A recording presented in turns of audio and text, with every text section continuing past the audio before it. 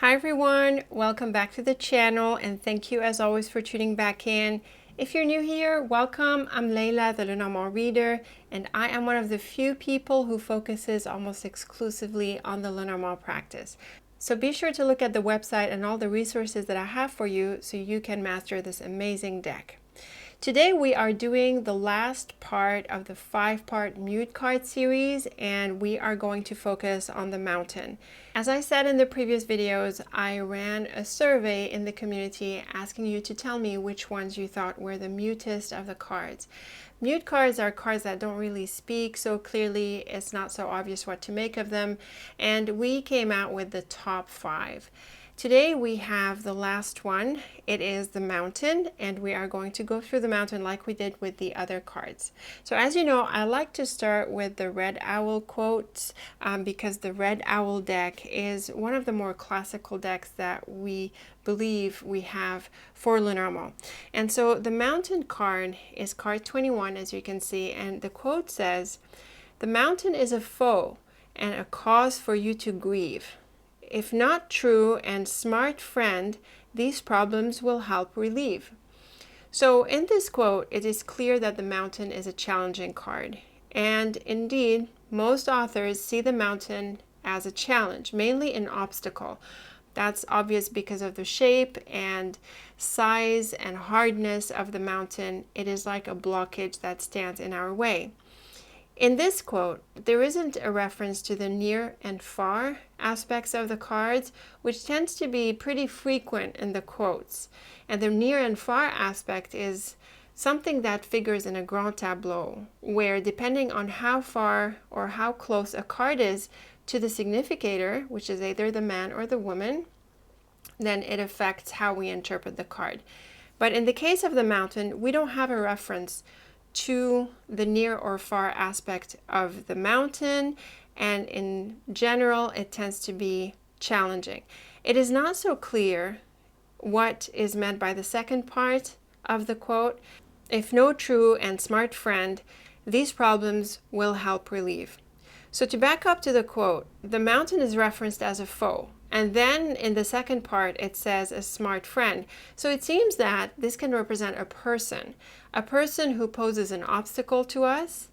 And if they are not true or smart, then they might not be such a big deal. I think this is one of those quotes that can be interpreted in a few different ways, and that is totally fine. But I think the essence of the card is clear, that the mountain is an obstacle of sorts, and nearby cards can affect whether this foe is someone we will be able to overcome, or if they are in fact pretty challenging. So that's my suggestion with how to interpret this Red Owl quote. With this said, let's move on to a couple of authors. Let's go with the Rana George and the Caitlin Matthews as always, because I find that they offer a lot of detail and richness, and I think a lot of you are familiar with their work, so that will help anchor this in common. So I've got the Caitlin Matthews, and Caitlin Matthews suggests that the mountain signifies something we can't get over easily. So again, with many Lenormand cards, we can start with the symbol itself. And because the symbols are from everyday life, it's easy for us to make associations with them. And obviously the mountain is a big, hard thing that we can't get over easily, as Caitlin Matthews says. So she continues, it often shows itself as a blockage, an obstacle, a delay, or a limit that we have to negotiate. So there is that need to overcome the mountain. It can sometimes represent a pile of work, or in fact a pile of anything. So when it comes to objects and things that we associate with the cards, the mountain tends to be a pile of anything. It indicates a burden that weighs heavily. She suggests that when the mountain comes to the right of a card, it operates as a block. So for example, bear and mountain can make you feel powerless or obstruct your plans. That's a good interpretation. Because it stands for borders, this card can also appear as border control and customs. And for my part, this is where I feel that the mountain can also suggest a place abroad, you know, that sense of going on the other side of the mountain, there's like another place. it also is a card of location for me. She says it can also mean an enemy if describing a person. We can compare the cross with the mountain. She suggests the cross is something that cannot be worked around, but only undergone or faced, while the mountain can be overcome with effort or strategy. So I'm not sure what she means by it can only be worked around by only undergone or faced, as opposed to a strategy.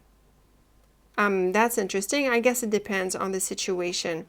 The mountain stands for inland, contrasting with anchor for coastal. So very interesting here. When it comes to landscapes and you need to make this distinction, you can find nuances in the cards. Let's read a few keywords from the many keywords that Caitlin Matthews has. So obstacles, estrangement, boundaries, very interesting, limit, enemy, weight, introversion and distance. This is also another aspect of the mountain that comes through. There is a sense of isolation and solitude that is associated with the mountain. Emotionally, you can see why we think of it as cold. Another card that is like that is the Tower. The tree is also associated with solitude, but it's softer and it's a happier kind of solitude. The mountain is more associated with that sense of distance and estrangement, as Caitlin Matthews puts it. It can also suggest something remote. That's why I feel that the mountain is the card of the online world, so that distance. Other keywords, the hermit, an explorer, a mountain climber in terms of people. And in terms of timing, it might be delayed or far off. So again, all of these ideas are natural extensions of the essence of the mountain. We've got a couple of combinations here that I can share with you. The mountain and birds, nervous about border control, talking remotely. I take it to mean news in general, typically news from abroad, but also online communications, I would suggest. And there can be that nervousness element because the mountain is a challenging card often, and the bird can also bring up anxiety and nervousness. The mountain and moon, that's a good combination to look at because we covered the moon in the previous video. She suggests keeping remote from the limelight, an honorable retirement. So it's a curious interpretation. I think it's a bit specific, but it does make sense that the moon being that card of appreciation and recognition with the mountain can create that distance. I'm not so sure why the retirement aspect comes through with either the mountain or the moon. I would suggest that the moon and mountain can mean an invitation abroad or possibly some adventures. And also the moon has a way of softening these harsh cards like the scythe and the whip. And I think that can work too with the mountain.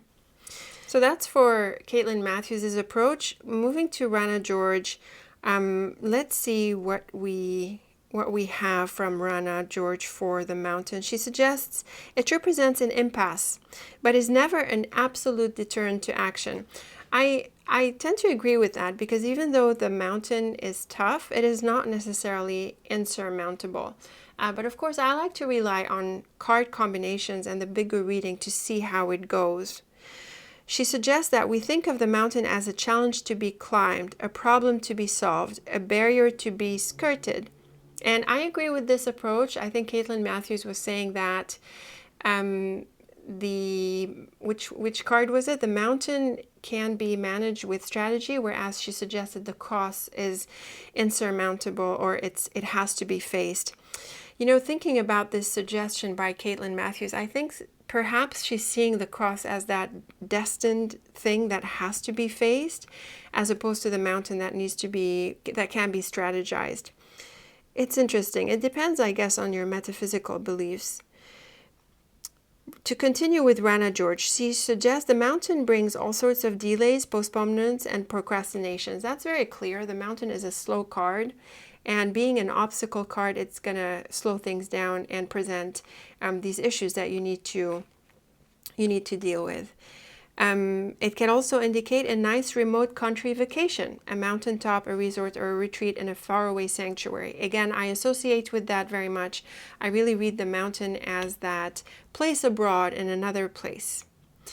A few keywords from Rana George's dictionary. She suggests obstacles, a challenge ahead, stalling, being held back, expect delays, all we've seen. In terms of a person, this suggests someone strong, big, solid, stubborn, standoffish, formal, aloof. Again, the mountain energy is distant and cold, so you can imagine that that would be that type of person. She also suggests someone lonely and distant, unfriendly and detached. Again, there is that coldness that we associate with the mountain. In terms of work, that's interesting.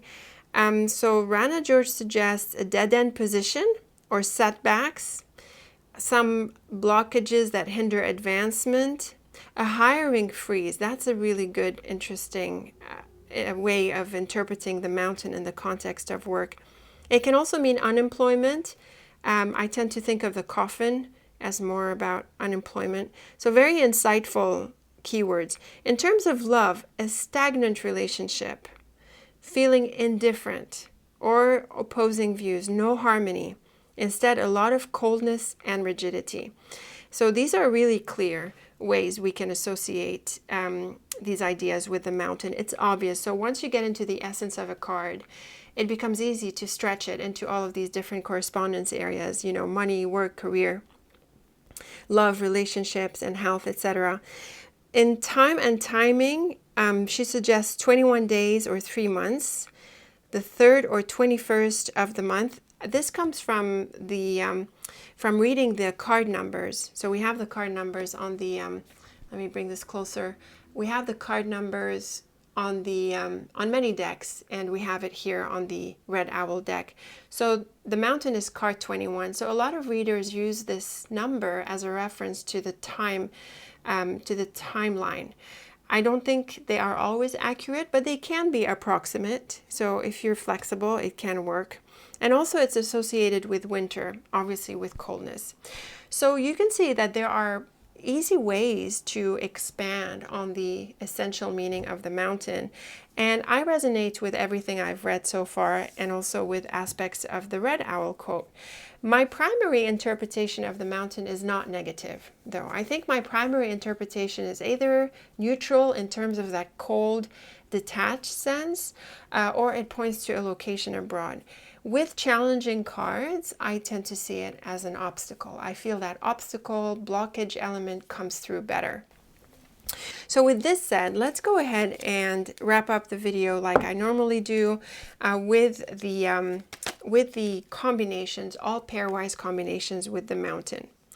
So the sun and mountain, I tend to read this as a summer vacation, you know, as going somewhere nice, going maybe by the beach, like, you know, like going beyond borders.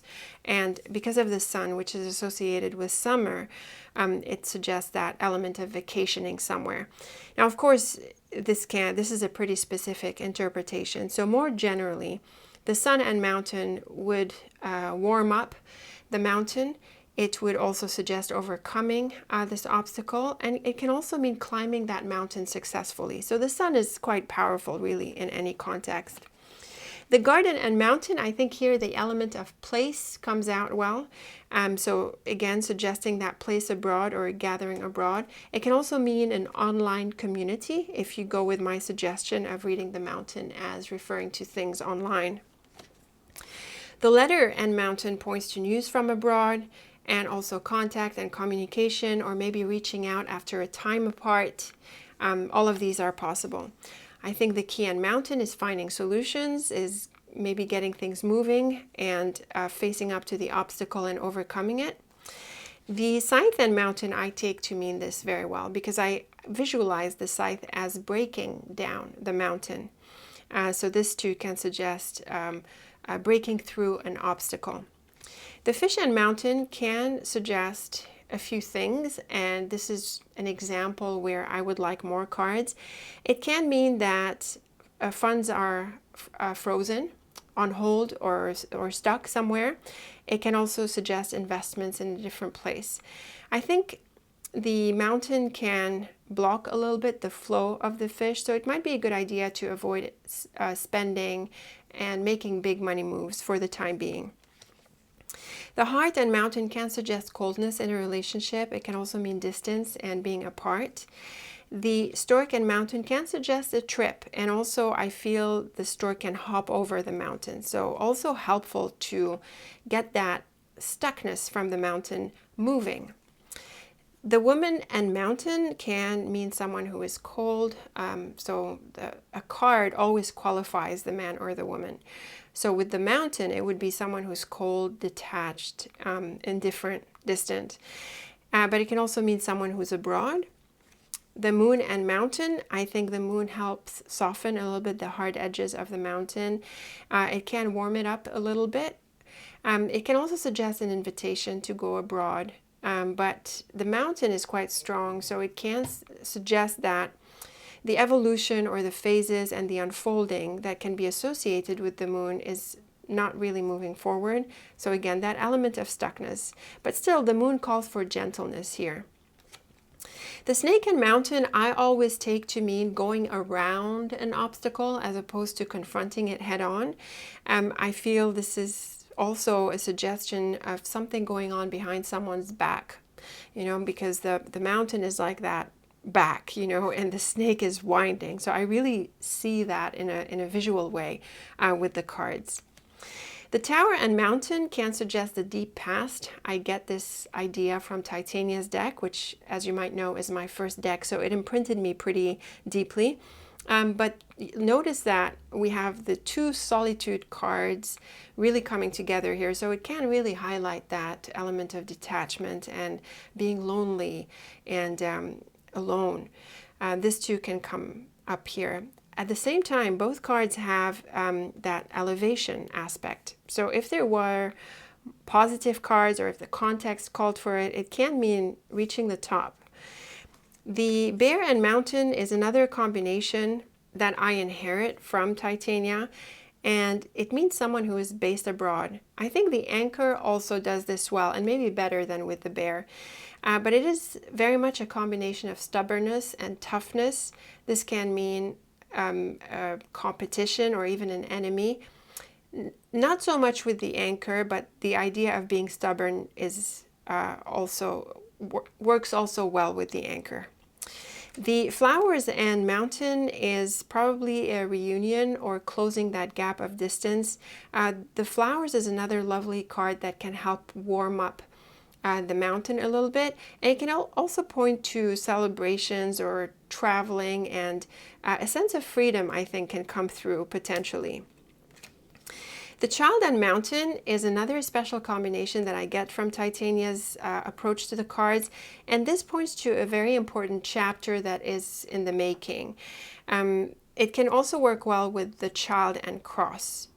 The sense of adventure I feel comes through here in terms of climbing that mountain or beginning a journey up that mountain. That's where I feel it can come through here.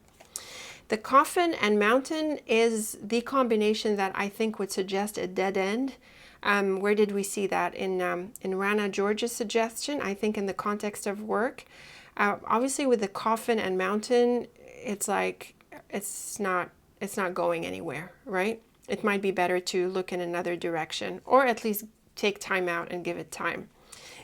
The whip and mountain is definitely a confrontation. So a bit like with the scythe, there is the need to confront this obstacle head on.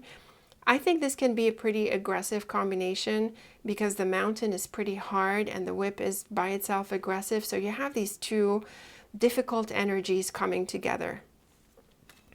The house and mountain, a bit like the garden and mountain, can suggest a place abroad.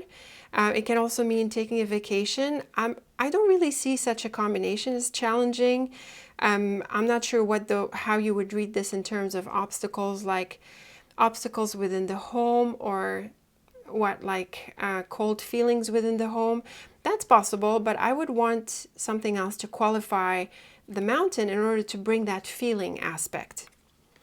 The mouse and mountain is obviously delays and obstacles, and it tends to be of the smaller kind because of the mouse. So here there are several issues probably that come in the way, that delay you, that distract you. Usually the mouse is not a big deal, but if you let it get out of control, it can grow into something much bigger. So this combination can also point to a warning. The ring and mountain, as with any relationship card, can suggest someone connected, a connection abroad, contacts abroad, or ties abroad if it's not about a person. But again, with the relationship element, because the mountain is cold, there can be some issues in here. A sense of detachment maybe, and not too warm. The clouds and mountain can feel stuck. So I think this is pretty psychological, where someone feels that they're not able to move forward. It might be the case in their actual physical circumstances or not. The clouds tends to be a psychological card. So here there is possibly rigidity, unable to see ways out, not able to think outside the box, things like that. There is a sense of stuckness that needs to be dealt with. The bird and mountain, a bit like with the letter, can point to news from abroad or to someone abroad. The bird is sometimes about short trips, so with the mountain we could be seeing that, but also there can be some challenges here, feeling stuck or wanting to have a conversation and not being able to, so it's like the mountain blocks the communication that is normally associated with the bird. So here you might feel like what you're saying is landing on deaf ears, for example. You can see it this way. The cross and mountain is a bit like the child and mountain. There can be a destined path here. The cross can be a challenge as well. So here some big decisions could be at hand. Someone might feel stuck in life and not sure how to move forward. Maybe additional cards can suggest if you overcome this or not. But I think the element of stuckness is coming through here. But also, because the cross is a card of destiny and lessons and things like that, maybe it's important that the readee understands what has come to pass before moving forward. So it's like life is blocking you because you need to learn a lesson. The anchor and mountain, like we said with the bear, someone based abroad, stubborn element, or roots and a base in a different location. I really feel because of the anchor being a travel element, I think this is the more likely combination meaning. But the anchor being a stubborn card, it can suggest that you need to stick with this and make sure you overcome the obstacle, like don't give up on climbing that mountain, as it were. The man and mountain is like what we saw with relationship cards and the woman. The book and mountain can mean that an obstacle is ahead and it's still not known. It can also mean a discovery of sorts. So here the adventure, the travel element can come through. It can also mean something like a mountain of knowledge or having a lot to learn and things like that in that metaphorical sense as well. The lily and mountain can suggest a life abroad, but it could also be a bit difficult for health. If we looked at the lily as a health card, it can mean rigidity or needing to stop, take a break, and things like that. I do think that a life abroad is the more likely interpretation, but again, the context can drive that.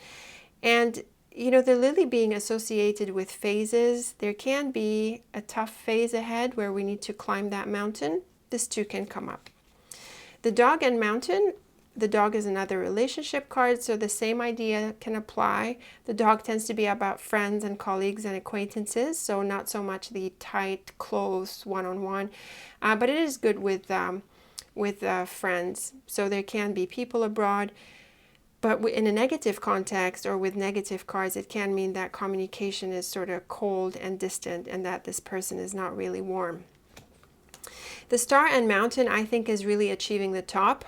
I think we can make an allowance for the mountain to show through as a positive card, or at least working well in a positive combination with the star. It can mean that we overcome the obstacle.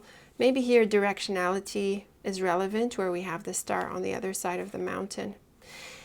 The fox and mountain is a cautionary note, obviously, with the fox being a trap or someone tricky and deceptive.